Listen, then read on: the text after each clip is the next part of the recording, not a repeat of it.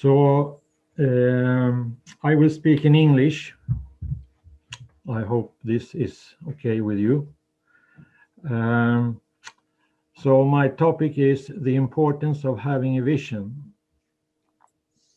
And I had this inspiration about a week ago that this is something important to talk about at this time.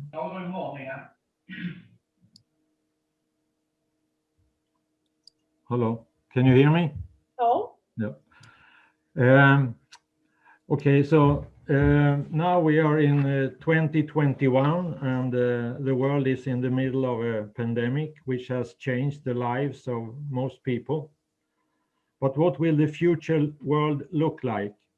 I'm not speaking about the next year or the year after that. Let's think about some 10 years from now. Let's say 2030, or even 2040 or 2050.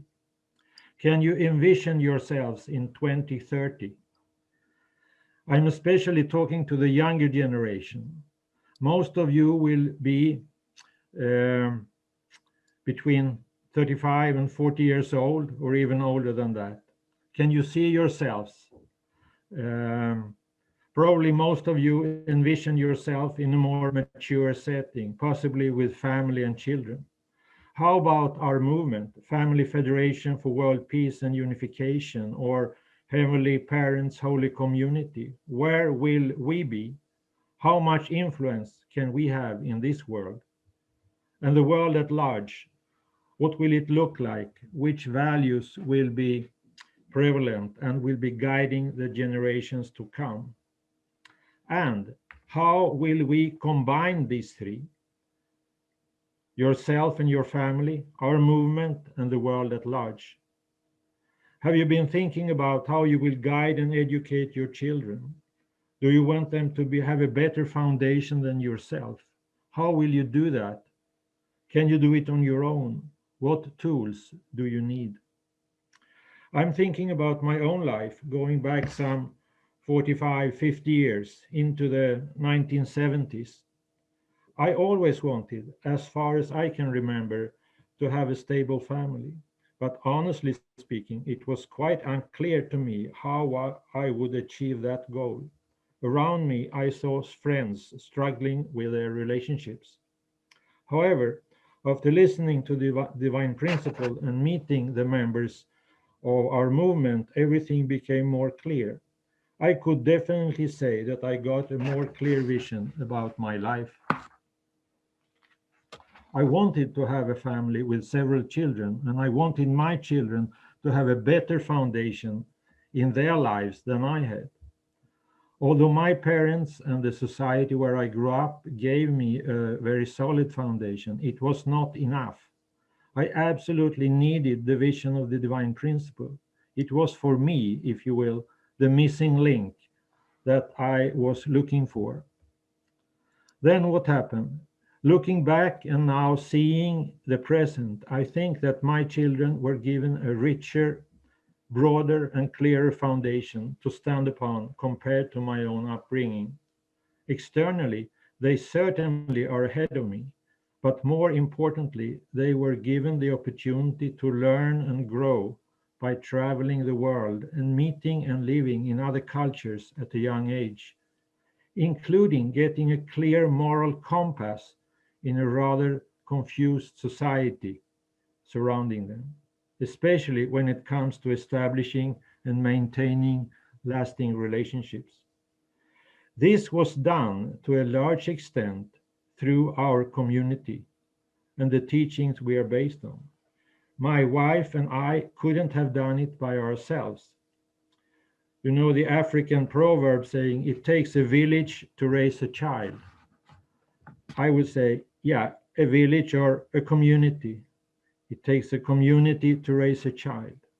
The conclusion is we need so-called good archangels to be able to raise our children. That means people around us who can fill in the gaps and do what we as parents cannot do. Could be grandparents, uncles and aunts, brothers and sisters, or friends. Looking to the future, we can be sure that change Changes are about to come.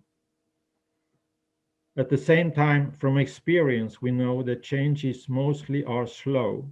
They need time and they take time. I listened to one of the webinars recently, or it was last weekend, by the IAAP, International Association of Academicians for Peace. And it was about how the experience of Europe can help Northeast Asia to unite and work together. Of course, one of the big goals is the unification on the Korean Peninsula. The most common comment was that it is difficult, not impossible, but that it will take time. The Swedish moderator, Niklas Svanström, who moderated that session, he said about the unification of Korea, he said, I will probably not see it happen in my lifetime. At the same time, he stressed that it is important to work on this issue and that he hopes to be proven wrong. Other experts had similar comments, and even the European speaker, a lady politician from Luxembourg, reminded us that the development of the European Union has been a long time project with many obstacles on the way, and that it is still an unfinished and ongoing project. So what can we take from such a webinar?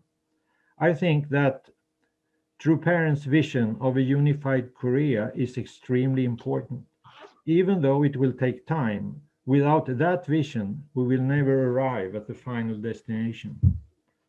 Father many times stated that he was praying for things that will happen 100 years later. He's speaking about what I would call God's dream. He said this: God is concerned about 10,000 years from now, hundreds of thousands of years from now. More than today, Father is looking to the future. Father knows that if true parents work one more year in this physical world, then that will amount to maybe hundreds of years of work in the spiritual world. So our vision is to create peace in the world. All the organizations of True Parents contains the word world peace. It's a big word, but it is our dream and our vision. We could also say it is God's dream and vision. So we want to have peace in my home, peace in my country, peace in my world. I have a responsibility not only for my home, but also for my country. Father spoke about 1,000 years into the future. At the same time, we can understand that the future is created right now, in the present. Father traveled around the world in 1965 to bless holy grounds. He was like a sower who sowed seeds for the future. In the same way, our thoughts, words, and actions today will have a big impact on the future of our children, our grandchildren, and great-grandchildren. How will their lives be in 30, 40, or 50 years from now? So we can influence that right now. Look at our society today. If those who took the decisions 50 years ago had known how the society would look in 2020, they might have thought and acted differently, but they didn't have any crystal ball to look into the future. The thinking was probably many times too short-sighted. Now we need to think and act more in the long term. God's vision and Father's vision is long term, 100 years or 1,000 years from now. Mother is now speaking about Vision 2027, and it is important for us to engage in that project. However, what I wanted to say today, really, and now, is like reminding us, and reminding especially the young people today, is to find a personal vision for a foreseeable future. For example, 2030. We can strive for and work for world peace, but it has to start with peace in my own life, my own family, and my own society. I cannot tell you exactly what that vision is. It is your own decision. You have to own it and not expect that someone else will outline it for you. To be able to formulate a vision together with someone else, for example, a lifetime partner, for example, is even greater. You can't ask for a more noble and more stimulating goal for your life. And not everything has to be realistic and looked upon as almost impossible. As human beings, we are called to dream about magics that can transform this gray and dull present into a hopeful and bright tomorrow. So this is mainly what I want to say, and I will leave you with a song called Wind of Change by the group Scorpions some 30 years ago. It refers to the fall of communism. And I saw it on Facebook. It was Peter Sörer who had put up this song, and he wrote that it became the favorite song of the Soviet leader Mikhail Gorbachev. I don't know if that is true, though. Anyway, I think this song reflects very well what I have spoken about today.